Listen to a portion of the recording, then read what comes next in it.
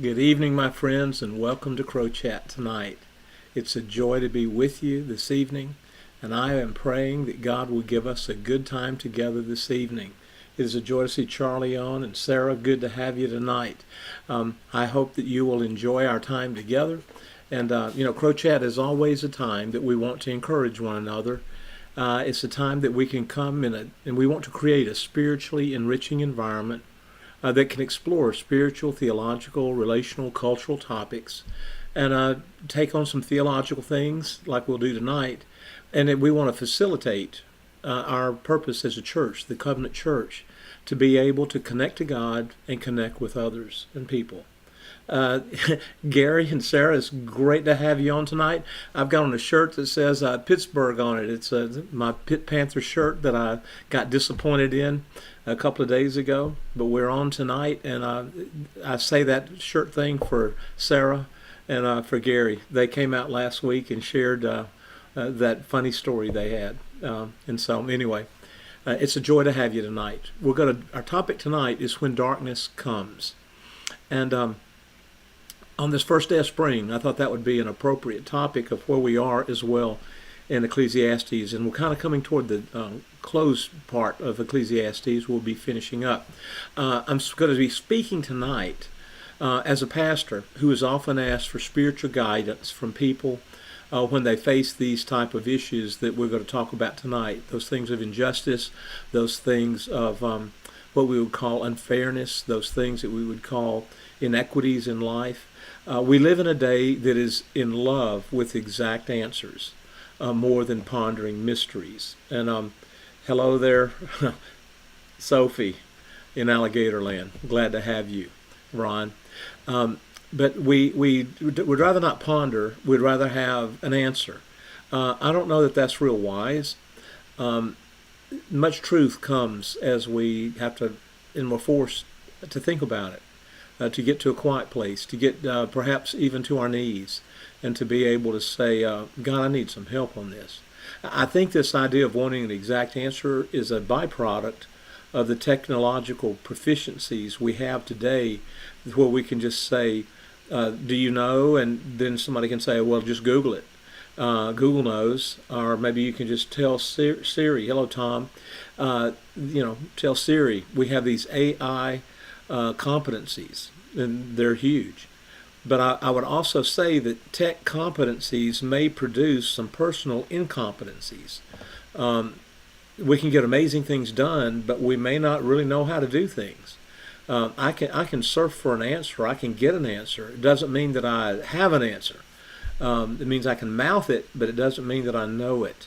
We need to understand that all tools, any kind of tool, increases capacity. Saws, hammers, power tools, they make carpentry and construction far more accessible.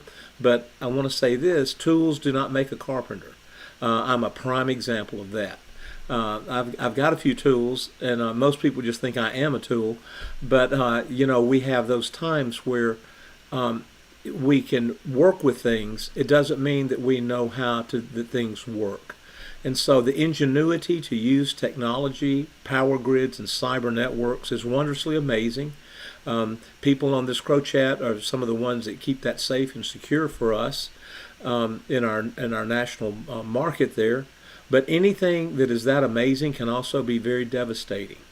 When there's a glitch in it, when there's a malfunction, when there may be a blackout, it can be a dangerous power if that power is used with malicious intent or careless oversight. We see that in the horrific things of viral tweets, viral videos, viral illustrations that end up producing a cancel culture, public shaming, that type of thing. So we just want to recognize that just because things happen easily with this technology and those things, it doesn't mean that we're any wiser today. So I want to go now to Ecclesiastes, and we're going to be in chapter 8 tonight and finishing that up. And I want to start by saying tonight that mystery surrounds us. So as I'm talking today, last week we started a thing called Unsolved Mysteries. Tonight I'm saying When Darkness Comes, meaning mysteries are usually looking around in the dark, looking for light. And we're wanting to get an answer and understanding. Hello, Louise from Mississippi. I can't wait to see you next Monday night. But mysteries surround us in the life we live in. And it's odd to me how the mysteries of the divine are so underappreciated by people who call themselves by his name. And we want to, it seems like many Christians that I know, that many leaders in Christian movement, want to squeeze the concept of mystery out of a faith experience that is mysterious. It is mysterious, as it is substantially real. Sybil, great to see you tonight. I want to encourage you, do not try to escape mystery. Embrace mystery. Experience it and enjoy the mysteries of the divine and of the scriptures on things you can't get your head around, that you don't quite understand. Don't act like something is wrong with you. Don't act like something's wrong with the scriptures. Understand this. Understand the type of literature we're reading. Understand what you are reading, and look at it in light of not only your own thinking, but do some research on your own. But then understand some things we'll never really get our head fully around.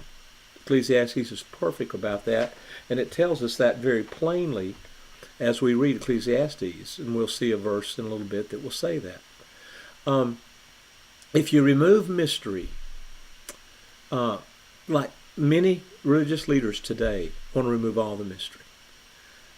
They will say, for example, on the gifts of the Spirit, you can have this one, this one, this one, and you can have it. All you got to do is do this, this, and this. There is a level of truth in that, but there's a lot of error in that as well. I would encourage you, you may not be a movie-going folk. I am. I love to go to movies, and I enjoy the movies. But the movie Jesus Revolution, I would strongly recommend you going to see that movie. It would provoke you in several different ways, I'm sure. It would provoke a lot of thinking. But it's a very, what I would call adequate. It is a very good account of the Jesus Revolution that happened in the years 1968 through 72. It's a very encouraging movie because it shows how God brings his light and revival in times of distress, in times of darkness. And we're in that today. And I think we are in a spiritual movement. That's one reason things are so chaotic. There's going to come out a clearing out of this. There's going to come an understanding and a clarification of reality. I believe that. And I'm living for that. I believe I'll live long enough to see it. And I think it will be something that is sweeping and powerful. But when we try to remove mystery, and I just, again, commend you that movie. I became a follower of Christ at the end of that experience. And the thing that, that's pretty good, Ron, Twilight Zone and Alfred Hitchcock, yeah. That type of mystery we can live with. But I would really encourage you, Tom, thank you for letting me know that about the Jesus Revolution film. But it's well worth the time to go. And I would also say this. I've seen it twice. I took two young people on Saturday. We had a work day at our church, and after that time, I went out with a couple of them to see the movie. I'd seen it earlier with Becky, but I wanted to go see it again, and I wanted these young people to be able to ask questions about that time in our American history. And we did so, and it was good. But I would really encourage you to do that. Going to the theater lets you see an audience participation, which is really interesting to see how that works as well. But when you try to remove mystery from Christianity, it's like when you dissect a flower. I didn't do that in high school. I did it in college, where I was in a class in biology. And one of the teachers that I had was a tremendous botanist.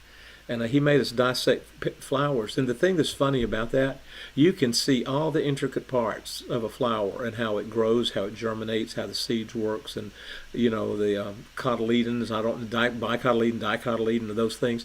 I don't remember a whole lot about that, but what I do remember is this: when you started dissecting a flower, it no longer looked like a flower when you dissected it. It tore it apart. If you dissect, the fetal pig, those things that we would do as well in biology, you could take the most beautiful model, and you could take her hand and dissect her hand, and it would look ugly because it would be torn down to the very essence of it. And you would see bone, you would see sinew, you would see tendon. You'd remove all the mystery. You'd go, oh, here's how it works. But you know what? The mystery is also beautiful. And the beauty of life is that we can't understand it all. It causes us to lift our eyes to the heavens. It causes us to lift our hearts to God and say, how great you are. How great you are. So today, I just encourage you, don't try to have your faith where it's a bunch of dead parts working together. And whether it's a frog, a flower, or a hand, they're all messed up if you cut them up. Okay. Now, let's look at these next couple of topics in verses 11 through 14 of chapter 8. And these two topics would be timing, and timing in the sense of why is evil not quickly judged? And then we'll look at unfairness. Why do some seem to be approved and favored when they should not be, and others are not favored when it seems like they should be? These issues are thorny because they hit close to home. We all have a sensitivity. Hello, Wyatt. Great to have you tonight. We all have a sensitivity to injustice as far as timing and behavior. It affects us personally. We say this, how long, O Lord? How long am I going to have to go through this? That's thinking of timing and injustice. Why? And then you ask this, why me, Lord? Why am I going through this? And sometimes there is no good answer. Sometimes you are right where God wants you to be. And sometimes you're going through a very hard thing. These things will affect you personally on how you endure difficulty or why we face difficulty at all. Now I'm going to read verse 11 here in 12 and 13, and then we'll talk about the mystery of timing. Because the sentence against an evil deed is not executed quickly, therefore the hearts of the sons of men among them are given fully to do evil. Although a sinner does evil 100 times and may lengthen his life, still I know that it will be well for those who fear God, who listen to him, who fear him openly. But it will not be well for the evil man, and he will not lengthen his days like a shadow, because he does not fear God. Now, while we're reading Ecclesiastes, I want to remind you again. Tom, I see your comment there. Let's see. I'm not exactly sure what all that means, but what I would say that some take this verse, and they take these verses, and again, you got to remember, Ecclesiastes is not about eternal principles. It's about observations. And so when we see there's a mystery in God's timing, and we ask the question, why is evil not judged quickly? Why does judgment seem to drag? Why? We know better. Because we can say, well, that's in God's hands, but it's discouraging. Why does God not act sooner than he does? I know that good will one day be blessed, but why not now? Why will it take eternity to shake it out? See, we don't like it when evil seems to prosper in this life if we are not evil ourselves. And we all have a level of evil. Let's understand that. None of us have it all together. But we don't like the tension on why the evil prosper in this life. Now, the fact that we don't like the tension, just think for a moment. How much tension must the divine feel?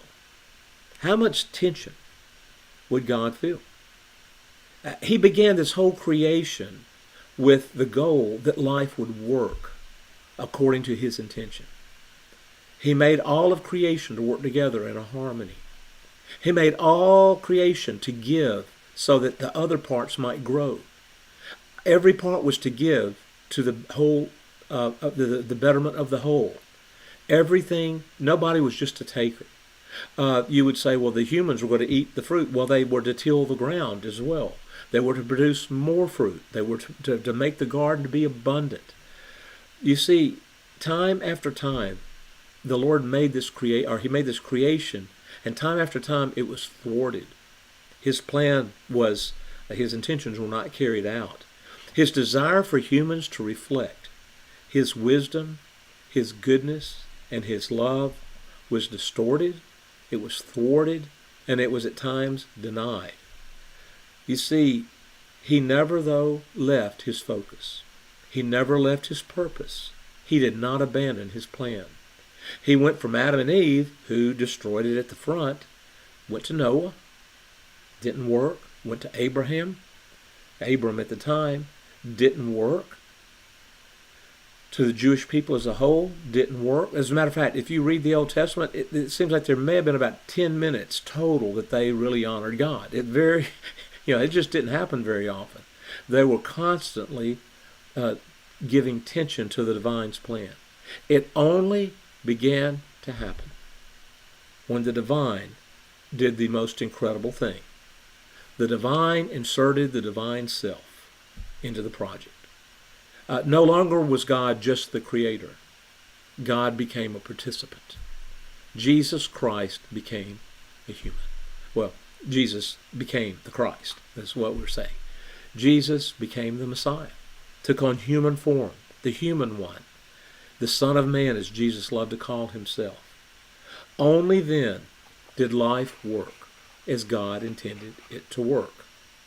And that was even on a small scale, because Jesus was in one place at one time. But a change occurred as Jesus gave his followers, his students, his disciples, a message, a hope to reconcile the world to the divine.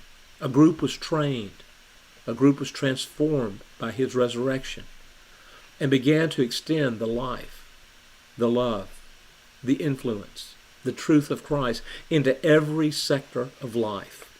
They didn't buttonhole it into one thing. They didn't keep it in the tabernacle or the temple. They did not keep it in a place of worship. They took it into all of life because they said, this is good news. This is life-changing news. And this good news affected different cultures, different languages, different peoples, and societal quirks. Things that they had that were just unusual for their time. Those things like you can't eat meat that was sacrificed to idols, or you can, depends on who you're with and what you do. The gospel affected family life. It affected a marriage life, the way parents relate to kids. It affected work life, slave nor free. It affected economic trade. Social practices, relating to governmental authority. It touched every area of life. There was no place the gospel was not applied in the early church. Now you have to remember the early church didn't have buildings like we have today. They didn't have institutions like we have today. They were small groups. It would be much more like different Bible study groups coming together. That's what it would be like. It would not be like they came into an auditorium and sat down and heard a message. No, they read letters. And you don't read a letter like, you read a letter and it passes around and you read it out loud, but then you talk about it. What did they say? What did they do? Think about when you get a family letter. If you get a letter from somebody in your family, you read it carefully, you look at it, and you just enjoy every word. And as you know that person, at least if you have a good family, you would enjoy every word. But the thing is, as the apostle wrote letters, that's what the church was known for. They had letters. And it wasn't just the apostle. They had gospels. They were written letters, and they would read them out loud. And people who had never heard of Jesus hear of Jesus, and they say, well, what's he like? And they would read what John wrote. They would read what Mark wrote. They would read what Matthew wrote. They would read and they didn't have them all at one time. They weren't in a book. They had different manuscripts. It's an incredible thing what happened. And they would say, well, how do we apply this? A slave would hear that. A man like Onesimus. Onesimus hears this word from Paul, and he becomes a believer in prison. And Paul says, I want you to go back to your master, and I want you to go back to him. I'm going to ask him to treat you like a son. because of who you are, and you're helpful to me. Think of what Onesimus, going back as a slave who ran away, that was a death sentence. But Onesimus did what the apostle asked him to do because they were applying this good news, and they believed the good news would work in Philemon's heart as well as in Onesimus' heart, and as he had done in Paul's heart. It upended all of culture. It was unusual. It was, matter of fact, it was unheard of in the Roman culture and the Greek culture for a husband to love his wife. And Paul taught, love your wife like Christ loved the church. Unheard of. Women were considered to be property of the man. You don't love the property. As a matter of fact, most men had concubines. They had other women. They had a harem. They had what we would, it was a very immoral culture. A wife was something to give you an heir. And Paul says, no, that's not how you apply the gospel. If Jesus tells us to love one another as he loves us, that means, men, you love your wives as yourself. You love them, and Jesus said even more than that. Paul said that in Corinthians, but Paul said, or Ephesians, excuse me, but Paul said, Jesus said this, love one another as I have loved you. Give one another that self-giving love for their good. Wow. That changes everything. He says there is no male nor female. He said there is no Jew nor Greek. There is no slave nor free. He said those are things in this lower life, but we have kingdom life. And there's no such thing as a slave there. He says we're all slaves of Christ. But he was also saying we're all children. We are joint heirs. We are seated in the heavenlies with him. He says all those things are obliterated. That's incredible. And we realize that this Jesus came in the fullness of time. And that's what we have to realize about time. We don't know why Jesus came at the time that he came. We can figure out some reasons. I've got my own ideas that I've learned from others. And I think he came at a time when the gospel would be very much shared at that time in the world because of one ruling empire at that point. And that's the way those things went. But we don't know all the answers. They had a common language for the first time in the world at that time. The Koine Greek was a commercial language that went all the way through. And that worked. But the Romans carried Greek. So how odd is that? The Romans had a Latin language. But the Greek was what carried the day at that time. And we realize that the fullness of time, the divine acted, and we realize life is not cookie cutter. It's not all the same. We ought to know that because our lives aren't. Some days we do really well, some days we do really badly. The mystery of God's timing is great, but we need to ask a question. When we start thinking of the inequities and we say, why is evil, does it still last? Why is it not just judged? Let me ask you this. Why has God let you persist in your way instead of going in his way? None of us can say, I've always done what God wanted. Matter of fact, I can't say I've done that most of the time. Why has God not stopped me? Why did he not stop me right away? Why did he not use force if necessary? Well, there's a reason. That's not good parenting. And it's certainly not good divining. I'm making up a word there, divining. It's not the way the divine would act. Jesus told us, the father of the prodigal let the son go. He always wanted him to come home, but he let him go because he did not want to force his son to stay. And the son came home. And you see, there was a son, and when the son came home, he was a changed son. Now, the other thing is important because Jesus told that story to people who said, we've always been at home, we're God's people. The Pharisees, the Jews, the Judaizers, those people, they said, we've always been. And Jesus said, you know what, there was a son who stayed home, and he didn't love his dad either. And he was never changed. We have to understand that's a mystery. Kingdoms based on love are dicey by nature. See, love affirms choice and freedom of will. Otherwise, it's not love. It's coercion. It's law if you have force. God's currency is love. And that is why faith is a crucial element and component, because love requires trust. You see, my wife and I did not sign a contract when we got married. I did not make her sign something. Matter of fact, our vows, I don't believe they said this. I couldn't promise you this, but I don't think we had it said where it would say, "What wives will you obey your husband?" I didn't want that in there, and I didn't do the wedding. Clearly, I was being married, but I don't think that was there. That's just not the language of partnership. That's not the language of good leadership. Servant leadership is the only kind of leadership that God recognizes in the Scripture. Servant leadership. Anything else is offensive, and it's that type of thing that would take oppressive nature to force. God doesn't do that. He could. That's not a problem at all for God. He has the power. But God has the power of love, which is the greater. I'm not proposing an answer to you today.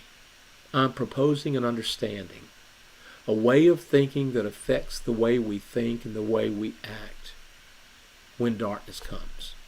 We can fight it, we can curse it, we can say it's the darkness's fault, we can do all those things, and none of those are satisfactory answers. What we can see and what we can understand is this. We understand that the Lord has given us a gospel of love that helps us understand that love allows certain things to happen at times. It will come to right. Right will be done. That judgments will happen. And rights will be put to right. And wrongs will be put to right. But life is not futile. It's not empty when darkness comes. As I said last week, it's time for us to shine in those moments. Now, verse 14, and let's finish up here. There is a time that we see. It says this, there's futility which is done on the earth. That is, there are righteous people to whom it happens according to the deeds of the wicked. And on the other hand, there are evil people to whom it happens according to the deeds of the righteous. I say this is futility. Now what Solomon's getting at is he says, why is life unfair?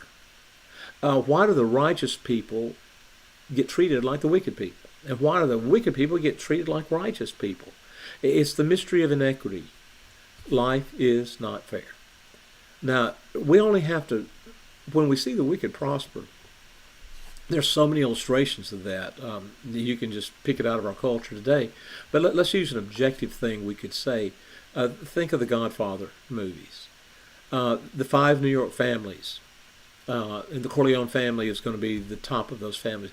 And they were because they ran the police, they ran the unions, they had the judges, they had the politicians. They had everything but the drug trade. And they bought influence through money or by the influence they had to influence other people to act. Now, that was evil being rewarded. That whole tale. And it's remarkable. I like those movies. And in a morality tale, ultimately it does work out.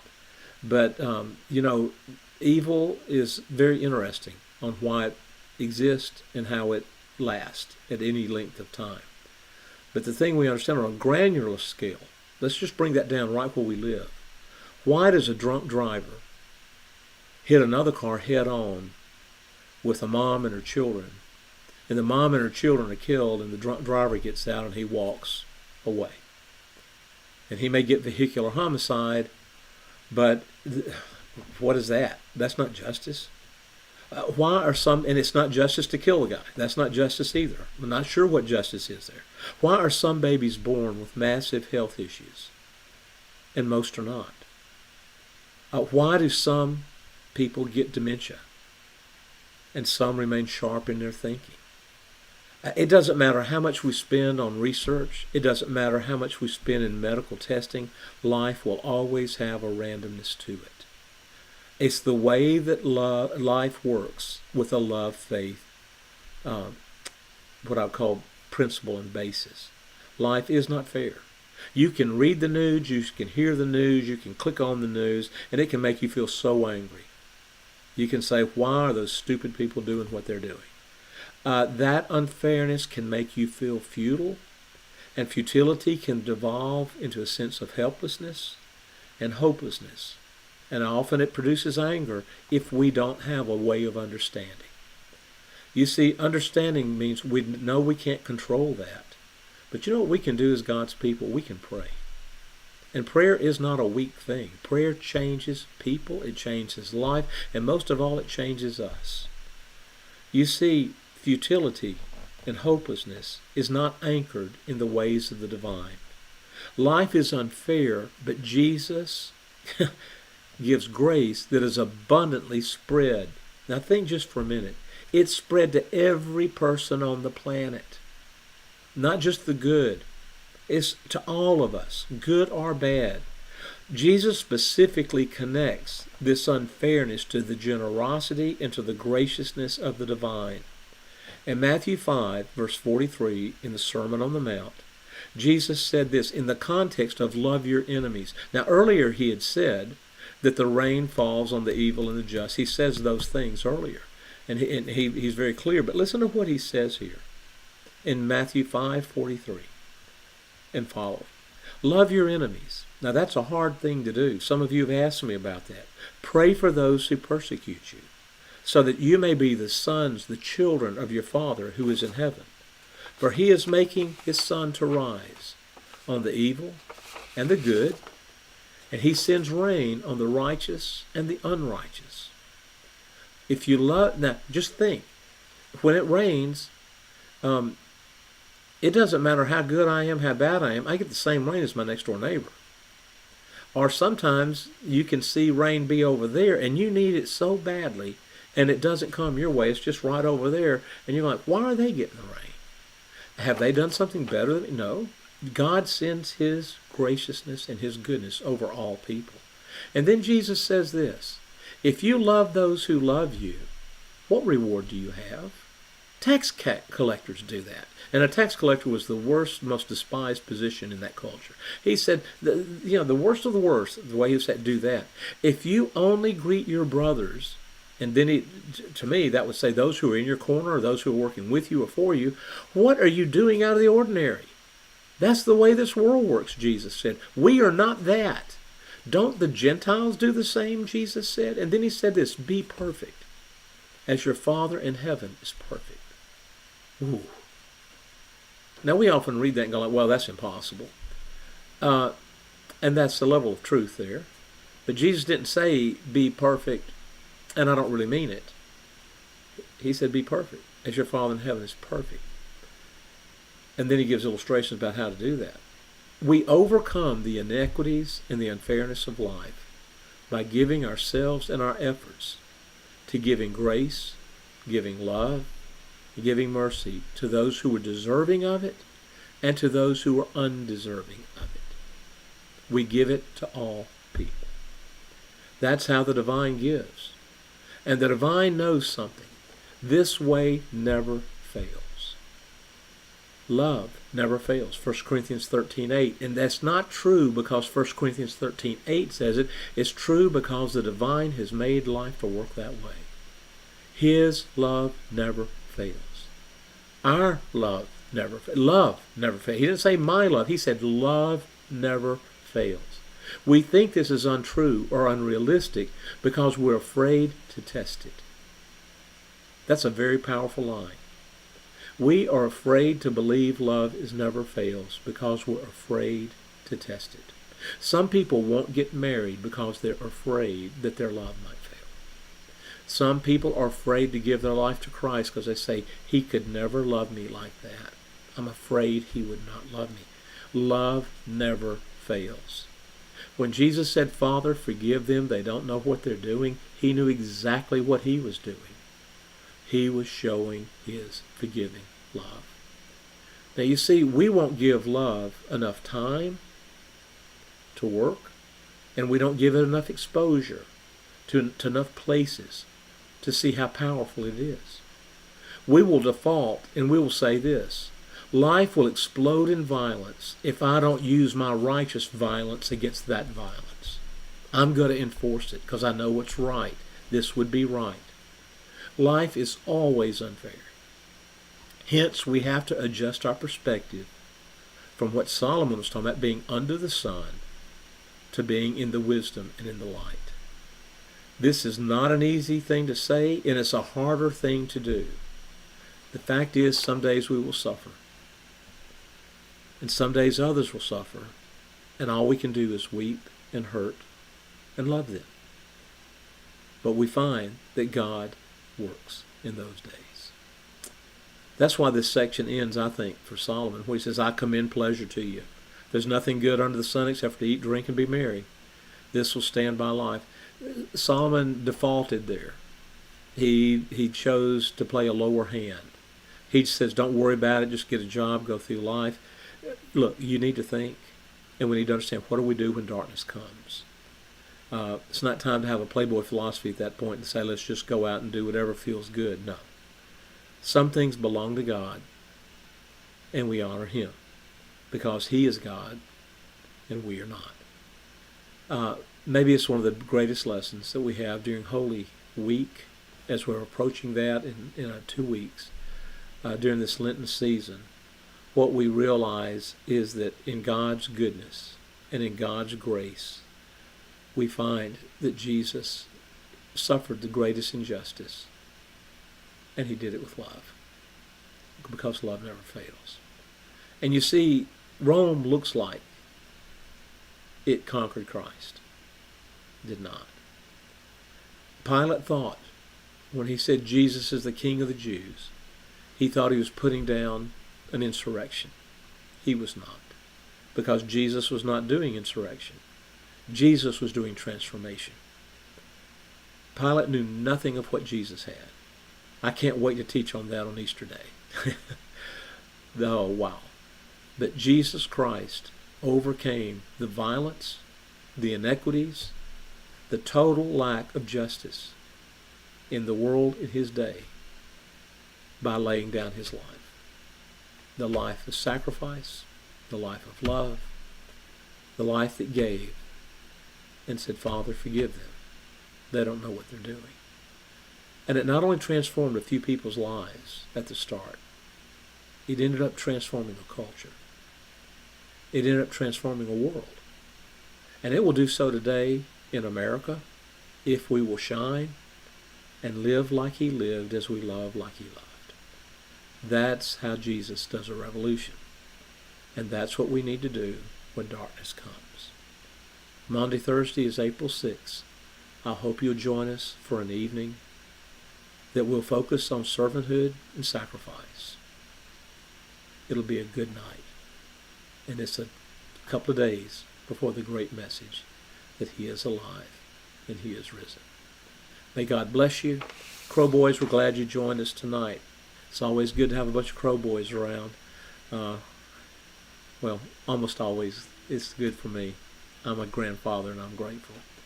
God is good, and I trust you'll have a great week. As we say, He is good all the time, and all the time He is good. God bless you. It's been a joy to be with you tonight. Have a good week.